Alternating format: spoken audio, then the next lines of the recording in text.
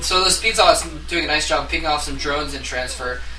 He couldn't have hoped for anything better than that, to be honest. A nice little easy snipe.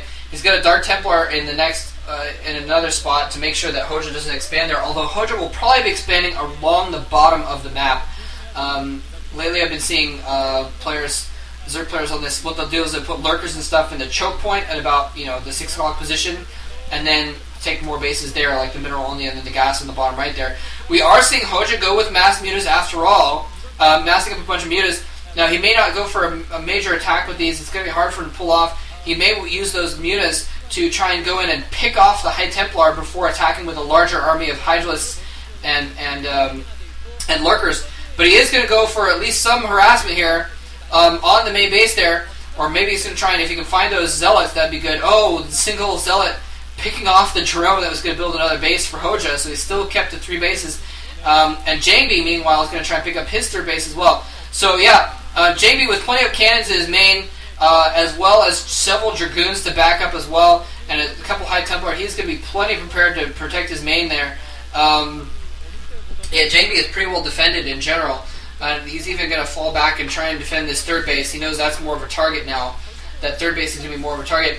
If he can get a storm off on those mutas, that would be excellent, but I think Hoejja's probably not going to let that happen. Excuse me. Anyway, it looks like Jangbi might be trying to move out here.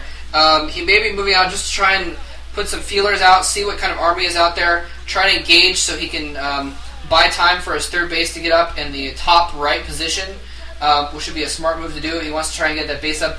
You need to time to get the cannons up and everything, so it's defended enough that you can reinforce it quickly. Otherwise, it's very, very... Oh, there he goes in! He's going to try to snipe the Templar! Storm's going off! Mostly missing, though. Pick off 3 High Templar. Nicely done by Hoejja. Another storm going off, but again, mostly missing. So it looks like those mutas are still at half to 3/4 health. And picking off 3 Templar. Beautifully done. And now he's going to have to cancel that cannon, probably. And again, not going to get that 3rd base up. Jangbi, however, pressing on, is going to move into the... Oh, never mind. He's not going to, yeah. I was going to say, if he is going to move into the main area there of Hoejja, he's going to need to be careful because there's a lot of lurkers and crap over there.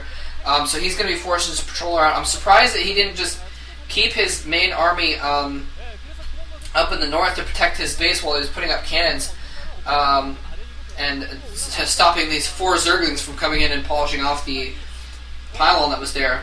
Queen's Nest up, so we're going to see some hive tech off just 3 bases for Hoejja. Both players kind of keeping each other from expanding. Whoa! Whoa, Jangbi moving right into these lurkers here, taking a lot more damage than he should from these lurkers. Sniping the observers, nicely done by Hoejja. And Mutila's coming in and sniping the High Templar as well. Beautifully done. Hoejja, we could see an upset here, and Hoejja's doing a beautiful job of holding back Jangbi, holding him to 2 bases. The key here, critically, is though that Hoejja has not gotten a 4th base himself. So if Hoejja can get another base and keep Jangbi back, then he'll be in really, really good shape. Jangbi picking up a DT and that shuttle, probably maybe an HT or some Zealots in there as well. But yeah, Jangbi engaging a little bit, it seemed a little bit sloppily. He was in a... Well, I guess maybe he tried and keep the high ground a little bit or something like that, but just camping his Dragoons on top of those lurkers, taking a little bit more damage than he needed to there. Jangbi, once again, trying to go for top right here, and he really needs to keep it this time. And the probe getting killed off by those Mutilas. Whoa! Flying in! Here we go! What's he gonna... Oh, it's a Dark Templar, so it's not a High Templar. I thought he was going to try and storm that line of drones as they were transferring out. But that Dark Templar is going to be able to run in there and keep them distracted. He's moving in the front at the same time.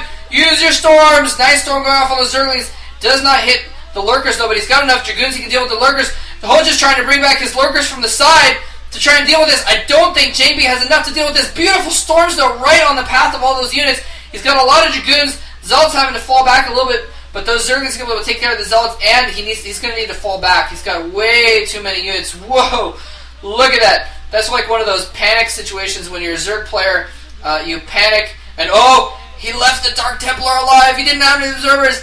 Well, he's chasing him down. Oh, now he has observers. Some Zerglings popping out as well to deal with this, but he's going to chop up those Zerglings a little bit.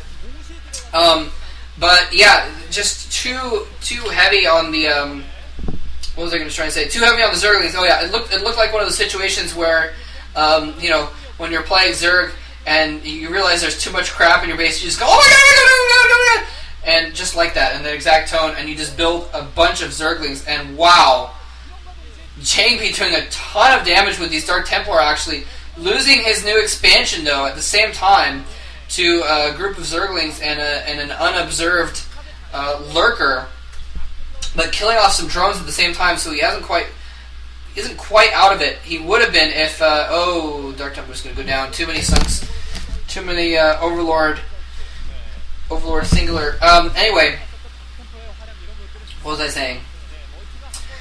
Sorry, I just totally lost my train of thought there. Oh, I was talking about how yes, sometimes you panic and you just make a crap load of Zerglings, and that's what that looked like, because it just all of a sudden, out of nowhere, a cloud of Zerglings emerged and killed off the Zealots and then started going after the Dragoons. I've been in that situation myself. Oh crap.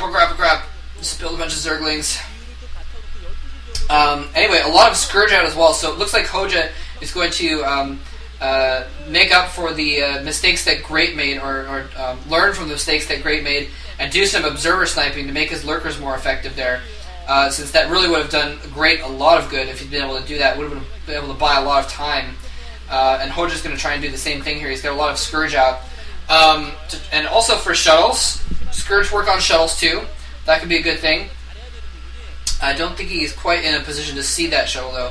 I'm not sure what's in it. I wonder if it's maybe going for a storm drop or something like that. Jangbi trying for a fourth time to get up that top right base, and this time he needs it bad because his main is mining out. He really needs that expansion. He's done a pretty good job of keeping Hoejja's base count down. I think he's gotten his fourth base up now, but if he can get up his third pretty quick, then that'll be fine. But yeah, if Jangbi loses that top right base again, it's going to be game, and Hoejja's going to win because he's just too much stuff. He's just going to have too much stuff there, and he's going to mine out in his main right now, and he's going to mine out his natural before too long also, actually. So let's see what that shuttle's doing. He's going to try and squeeze it in. Overlord's going to spot it. Whoa, Scourge are in position. Whoa, the Dark Templar. 2 Dark Templars get out of there, but 4 Dark Templars, actually 4 Dark Templar out. Wow, they're going to chop up the Zerglings. Only a single Dark Templar going down. It's going to go for the spawning pool. It's going to go right for the spawning pool. One's going to start chopping up Zerglings, and 2 more are going to go after the spawning pool. I think there's just maybe too many Zerglings there, though. He's going to try and attack the natural at the same time, but it looks like he doesn't have observers in position. Okay, now he does. I don't think he should have used that storm for that. He's going to need as many storms as he can get here when he moves in for this attack, and he didn't kill that many Zerglings with that. Dark Templar gets a couple kills on it, but he's not going to do as much damage as I expect. Well, he actually might sneak here and get a couple drones. Wow. So he's going to get two more drone kills before dying, actually.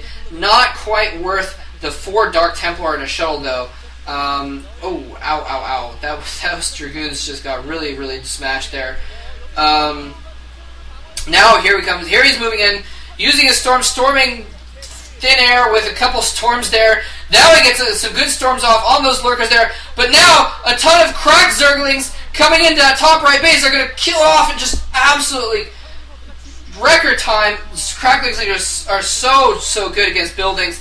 He's going to be able to kill off that third base. And I think that is game because Jangbi would have needed to trade bases. He would have needed to kill off Hoejja's base at the 6 o'clock position, and he's not going to.